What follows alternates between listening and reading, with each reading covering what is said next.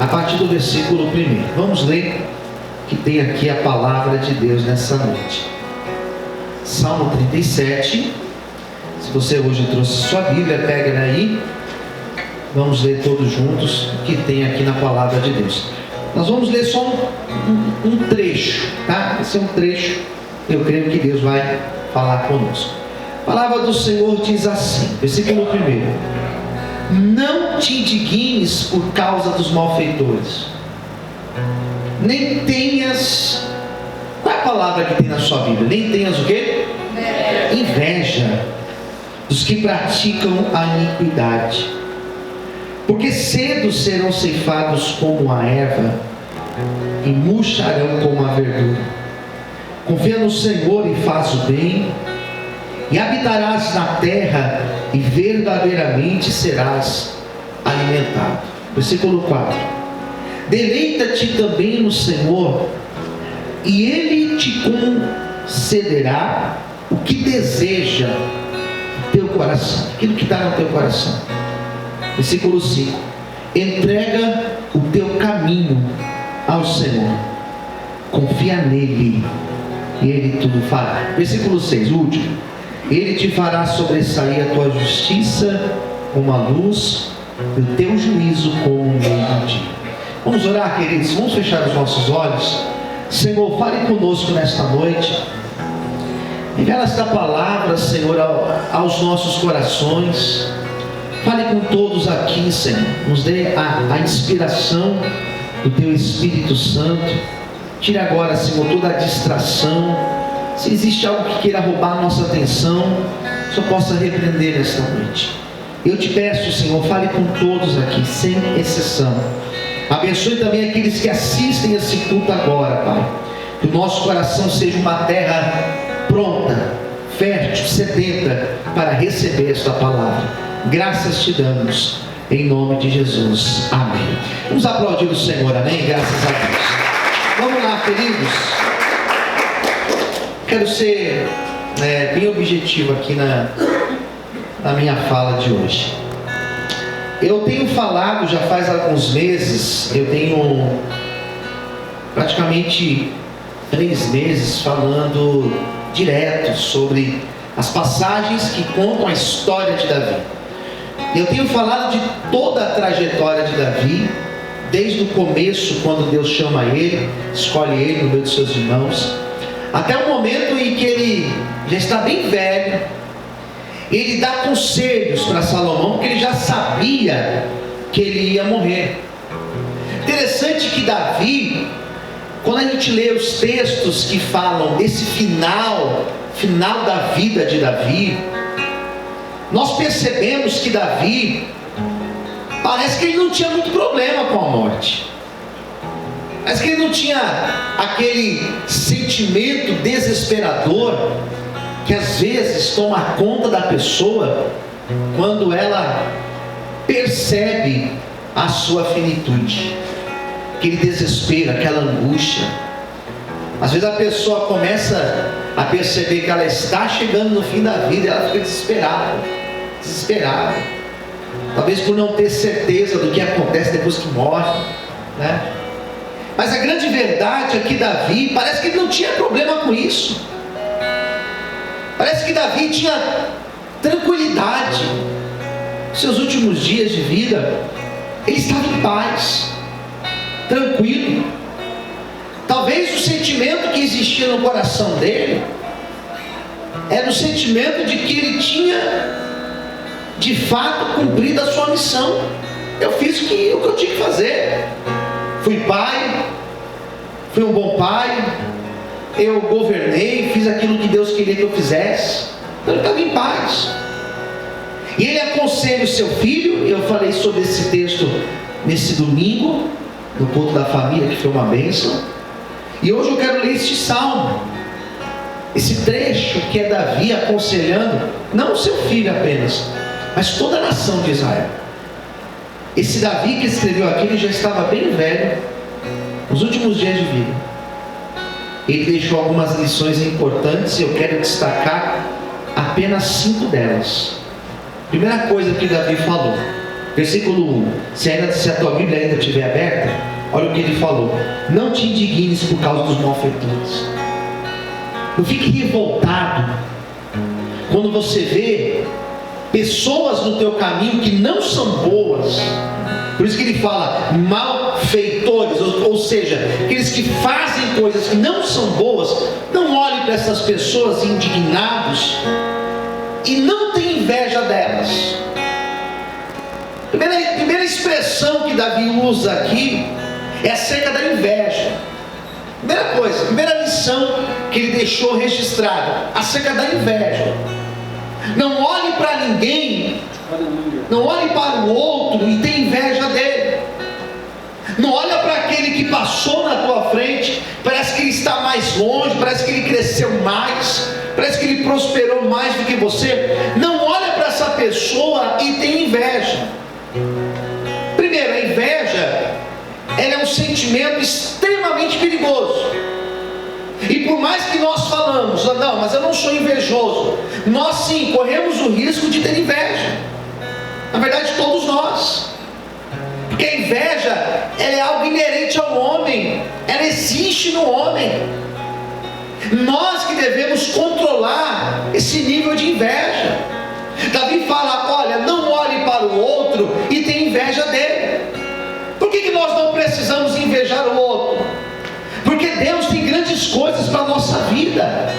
A inveja nada mais é do que um sentimento que vai camuflar a ingratidão. A inveja impede de nós olharmos aquilo que nós temos e nos leva a olhar aquilo que o outro tem e querer aquilo que o outro tem. Mas eu quero aquele, mas eu queria ser como ele, eu queria ter o que ele tem, eu queria ter a capacidade que ele tem, eu queria estar no lugar que ele está, eu queria ter aquilo que ele tem. Davi está dizendo: na vida nós não podemos deixar esse sentimento de inveja tomar conta de nós, porque para cada um Deus tem uma porção, para cada um Deus tem um tempo, para cada um Deus tem uma bênção, para cada um Deus deu um talento. Para aquele Deus deu um talento para falar, para aquele outro Deus deu um talento para tocar, para aquele outro Deus deu um talento para orar, para cada um Deus deu um talento. Então eu não preciso olhar para o outro e sentir inveja do outro. Por quê? Porque para cada um Deus tem uma porção, para cada um Deus tem algo.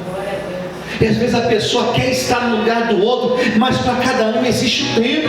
Talvez o teu tempo de estar lá não chegou ainda, mas ele vai chegar, amém? Talvez na tua cabeça, eu gostaria de já estar numa outra situação, ainda não está, mas vai chegar lá, na hora certa, no tempo certo. Deus vai te pôr lá onde você deseja. Você pode aplaudir o Senhor por isso, aleluia, amém, queridos? Amém? Então a primeira coisa que Davi fala é isso: aprenda a lidar com inveja.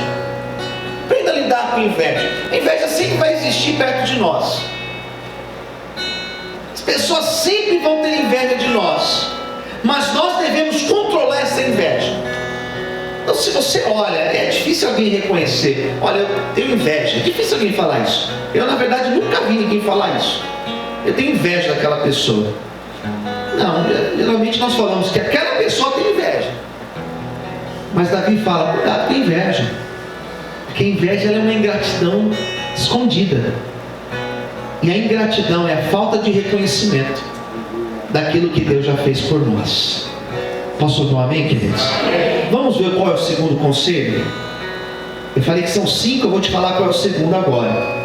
Versículo de número 2. Davi falando desses que prosperaram, que foram na frente. Porque cedo serão ceifados como a erva, e murcharão como a verdura. Davi está se referindo àquelas pessoas que foram na frente e de forma errada chegaram lá. Parece que eles cortaram um caminho, pegaram um atalho e chegaram lá e conquistaram e prosperaram. Davi, que escreveu esse texto, como eu já disse no começo, na minha introdução, Davi já era velho. E uma pessoa com determinada idade já viu tudo na vida. Se a gente chegar aqui, para aqueles que têm mais idade, os que estão aqui em nosso meio, né? Os senhores, as senhoras, e perguntar acerca das coisas da vida, tem muito mais bagagem do que eu, que ainda não cheguei nos meus 40 anos, e outros que ainda talvez não passaram dos 30, né? Já viram muita coisa. Davi falou assim: eu já vi muita coisa. E esses que foram na frente de forma errada, não fizeram da forma certa, eles, quando chegaram lá na frente, versículo 2, eles murcharam como a verdura. Eles começaram bem, mas eles foram murchando, e chegou lá na frente, eles perderam tudo que tinham. A experiência de Davi era a experiência de alguém que já tinha visto de tudo. Já vi correr na frente, já vi passar por cima de outros, já vi puxar o tapete, já vi prejudicar, já vi roubar o outro, eu já vi lesar, eu já vi pessoas que falaram mal e por isso conseguiram chegar lá mais rápido, já vi. Mas foram pessoas que lá no final caíram. Lá no final eles murcharam igual uma erva, igual uma alface que você tira da terra. Você tira o alface e depois de um pouco tempo ele começa a murchar e já não tem mais aquele aspecto bonito. Sobe, mas logo desce. Essa é a experiência que Davi está contando.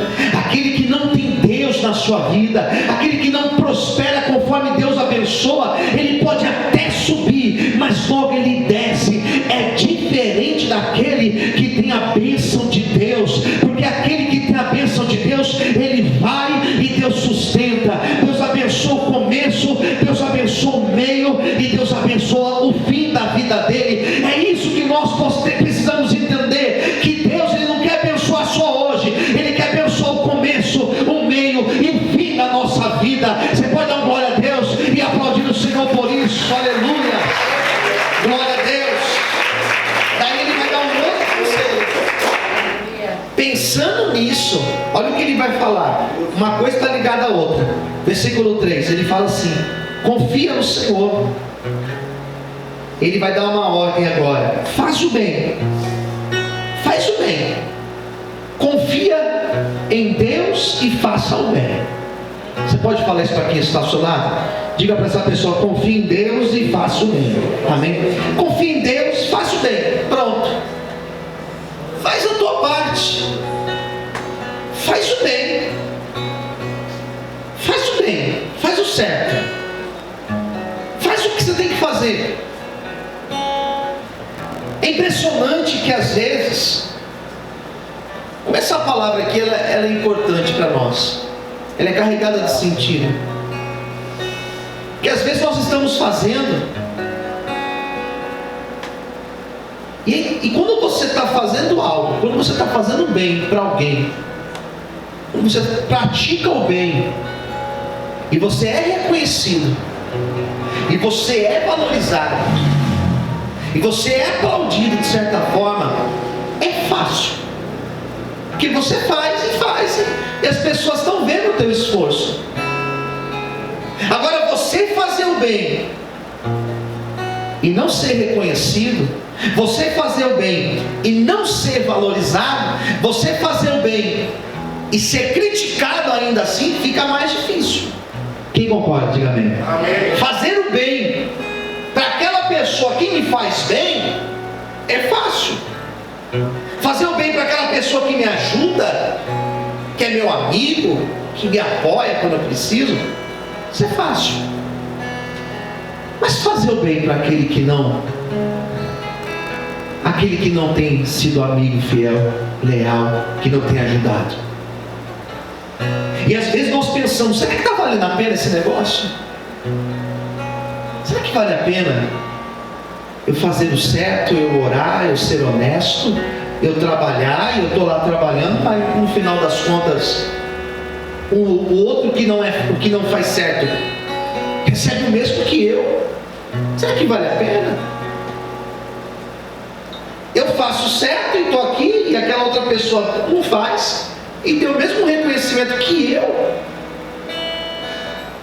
e dá vontade às vezes de parar de fazer, deixar de fazer. E Davi fala assim: olha, faço bem, até quando você não se achar valorizado, faço bem. Quem entendeu, diga amém. Até quando você não é valorizado, faço bem. Até quando ninguém está vendo, porque às vezes nós estamos numa situação que ninguém está vendo, eu e Deus, é você e Deus. Davi está dando um conselho: faça o bem, faça o bem, não deixe de fazer o bem. Se aquela pessoa não te valoriza, faça o bem. Se aquela pessoa não te reconhece, faça o bem, porque ainda que o homem não esteja vendo, ainda que o homem não lhe dê o devido valor, existe um Deus que está vendo todas as coisas, existe um Deus que reconhece o nosso esforço, e Ele vai te recompensar ainda por isso, amém? Quantos podem aplaudir o Senhor? Aleluia, graças a Deus. Confia no Senhor, confia, faz o bem confiando em Deus. Não faça esperando reconhecimento, não faça esperando, criando expectativa que alguém lhe retribua.